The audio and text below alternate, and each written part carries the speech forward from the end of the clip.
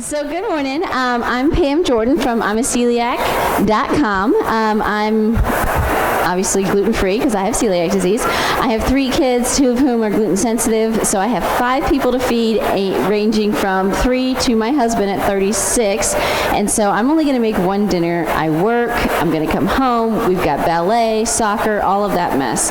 So I'm going to come home, I'm going to make dinner, and then we're going to go on to the next thing. And so my style of cooking is very simple, very basic, using basic ingredients, 10 or less, 30 minutes, we're in and out, and then on to the next thing. Perfect. So I'm Cindy Gordon, and I blog at vegetarianmama.com. So my recipes on my site are 100% gluten-free. They're also 100% vegetarian and nut-free. And then probably 70% of them are vegan, dairy-free, just kind of the way that it works out. In our family, we deal with eating gluten-free, and we've also dealt with food allergies in the past. We've had to avoid all peanuts, all tree nuts. One of my kids had to avoid dairy and soy, and since then we've outgrown all of those food allergies. Thankfully, that just happened very recently, but we're all still, there it goes again, we're all still gluten-free. So today we're going to talk about just some family-friendly meals. Since we both have kids, we're both very busy, we know everyone else is busy, the less time that you can spend in the kitchen, the better. So we're going to go over a salad today. We're going to do a Sothwest Skillet, and then we're going to give you a great gluten-free breading option. So a great tip for the kitchen to save some money. So first we're going to start with the pear salad, and all of these recipes with all of the exact measurements will be on our website tomorrow morning. So those little cards that you were given when you sat down has both Pam and I's website on them, and we will both post the same exact recipes. So you don't need to write anything down, or if there's something you like, you can go ahead and just print that off tomorrow morning. So we're going to start with a pear salad. So what I like to do with this is after the spinach has been in a bag or in a container, it gets quite squished up. So I like to put it on the plate to let it rest, which sounds a little funny, but it does let the spinach open up and breathe a little bit, and it looks so much prettier. And this salad, as you're going to see, we can put together very, very quickly. So we're using our spinach, we're using a Basque pear, which is what Pam is cutting up right now, and those are in season, so you can find those in the stores. You can also find Asian pears right now currently in the stores. They're in season. Those would be fantastic for this type of salad, or you can just use a basic old Bartlett pear. We all love those as well. And then we also have a red onion that she's going to dice up and put in there. My tip for the red onion would be, you know how sometimes when you're eating that red onion, you get a little too much of that bite from that red onion, or maybe after you've eaten the dish, you can still taste that red onion. So my tip for you today is that once, we're not going to do it, I'm just going to tell you about it today, but once you are dicing that up, put it in a bit of cold water and let it soak in there for about 1 to 3 minutes, and it will take some of that bite away. If you let it soak in there longer than about 3 minutes, it's going to take all of the flavor away. So don't put it in there, let it soak, walk away and do something else. Make sure you're watching your time. So about 1 to 3 minutes, let that onion soak, and then you can put it onto your dish. So that's if you're using raw onion. If you're sauteing it, you don't need to do that. So we're going to go ahead. She's diced these or sliced these up beautifully. So we're just going to plate these up here. So the red onion gives us just the right amount of bite and also adds some color to our salad. And this salad is a great dish, whether you're taking it to a potluck as a safe dish that you can eat and share, or whether you're using it as a lunch, or if you're complementing a dinner, or complementing a dinner with a side salad.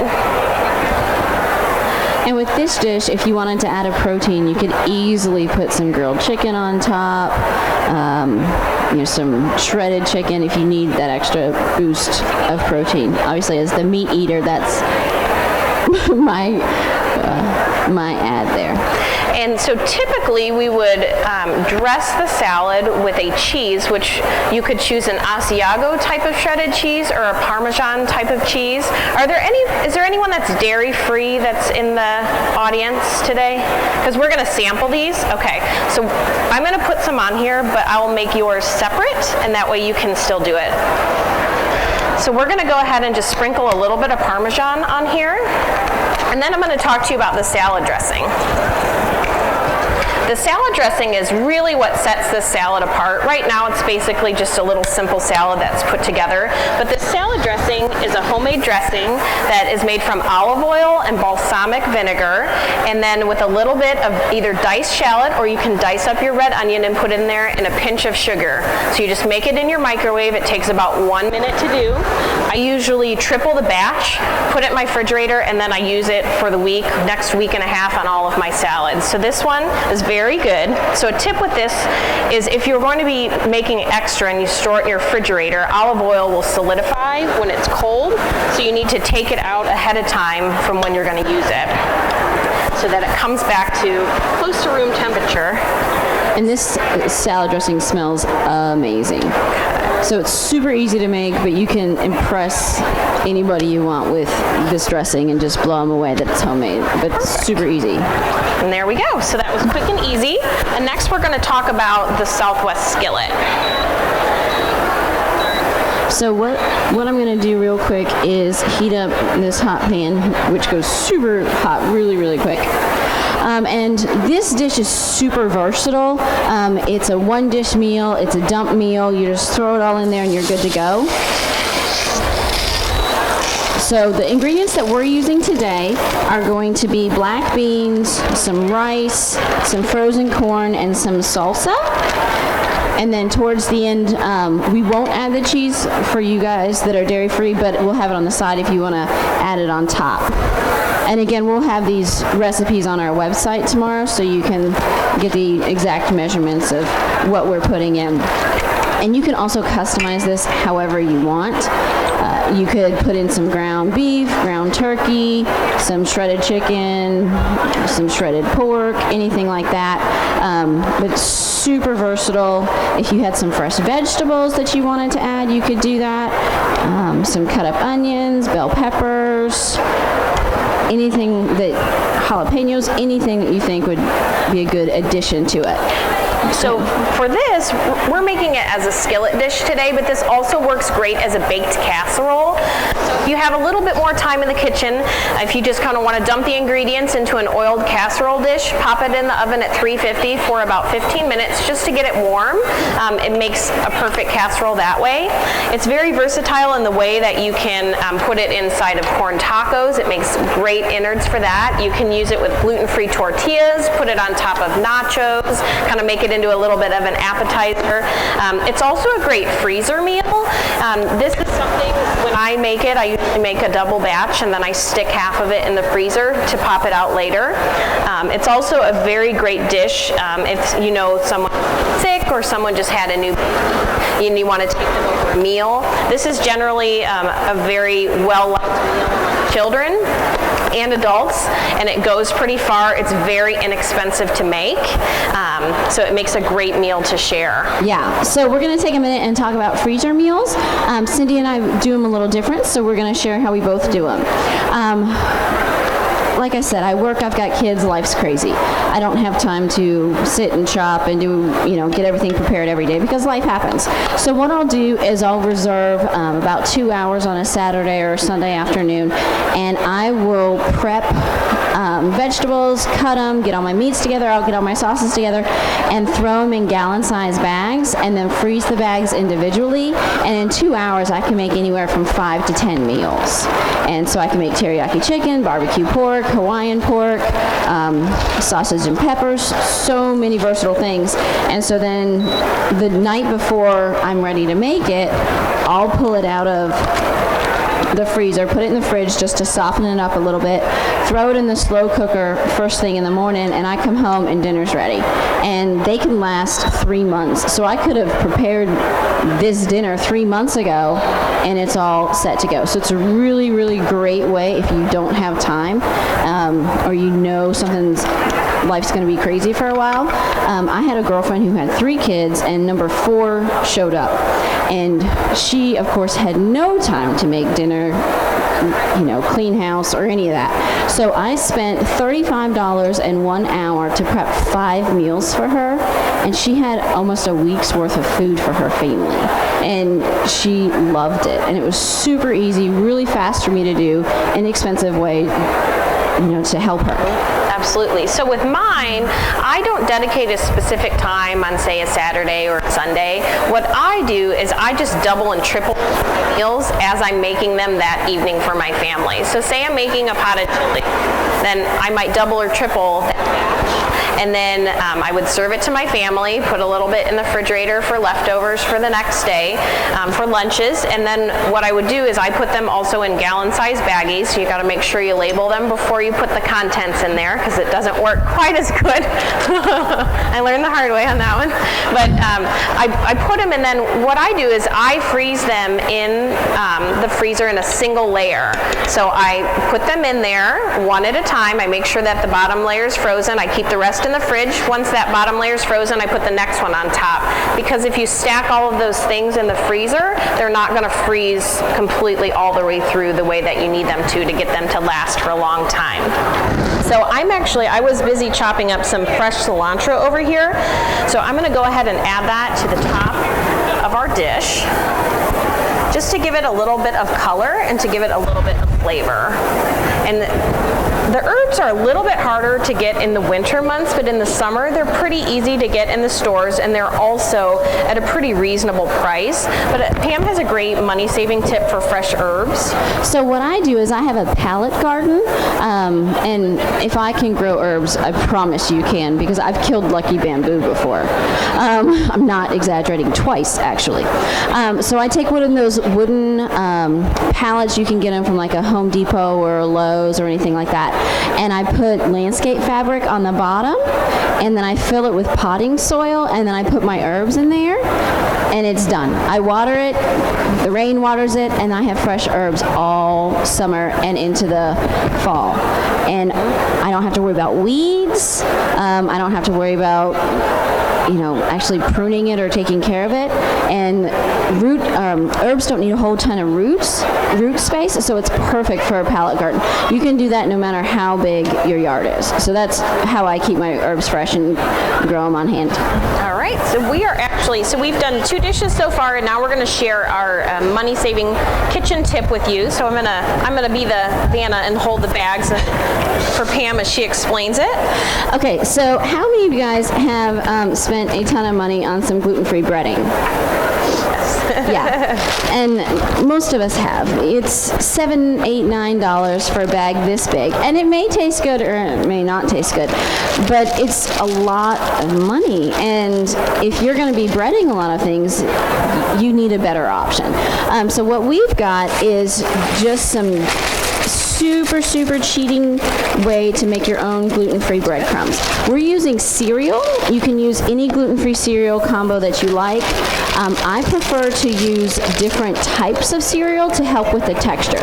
So if you just went up with a bunch of Chex, it doesn't have the same crunch that adding some flakes in. And obviously you choose whatever cereal you want based on your own eating restrictions. So typically I'll do about 3 cups of each and then go from there. We're making a half batch. We're making it small.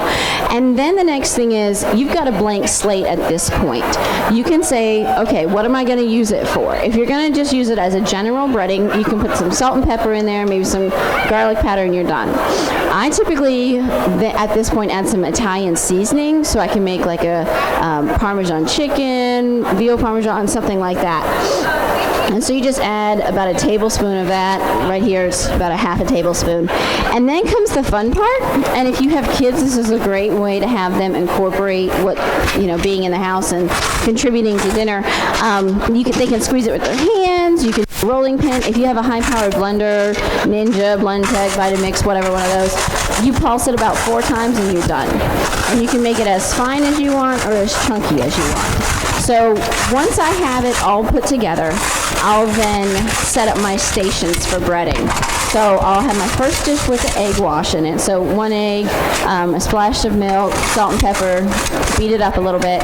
And then in my next dish, I'll have this homemade gluten-free breadcrumbs. So I'll take the chicken breast or tenders or whatever it is, run it through the egg wash, run it through the breadcrumbs, and then I bake it. And a cheating way to make sure that it doesn't get soggy on the bottom when you bake it is to take a baking sheet and then you take your drying cookie rack, and you put it on top. So that way air can flow all the way around it, and so you don't get a soggy bottom. And that's great for kids because then you pick it up and you get the sogginess on the bottom. So they can pick it up, and it's truly breaded all around, and it's nice and crunchy. It's a much better tasting item. So how do you make yours? So for my dishes that I use this with, sometimes I use it on the top of casseroles just to give it a little bit of crunch, but I also like to bread zucchini with this, tomatoes, and then I also, am I still on? We lost you. You lost me? All right, I'll try to talk loud. I also like to do pickles with this because I used to love fried pickles. I'm getting a lot of head nods, and you really can't find those anywhere anymore, being gluten-free, and that's kind of that one like little comfort food that I've missed. So I use this to create a coating around pickles to pan fry them, and my secret is that I don't use an egg wash with it. I use a maple syrup mixture, and it might sound odd to pair it with a pickle, but honestly, it's one of the best things you will ever eat. I guarantee you that. But it's a great combination with that pickle flavor and that maple syrup, and then just getting it just the right temperature in that pan.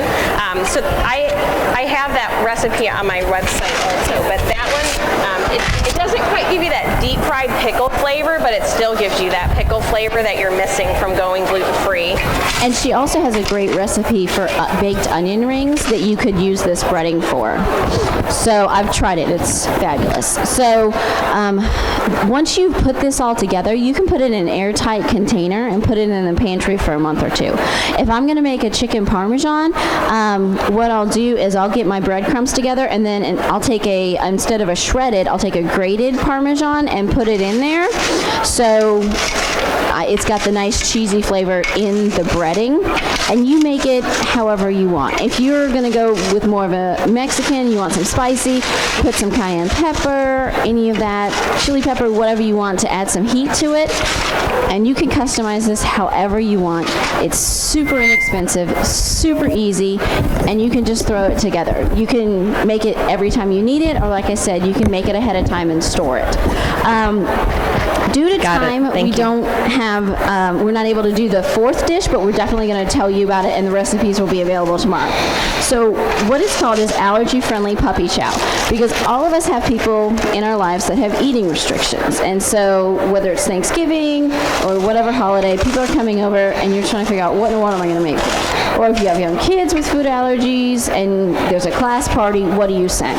So this is the perfect dish for that. So the ingredients are going to be some rice or corn checks, Enjoy Life chocolate chips, Sun butter, which is a great alternative to peanut butter if nuts are an issue for your family, the Earth Balance non-dairy butter, and then some powdered sugar.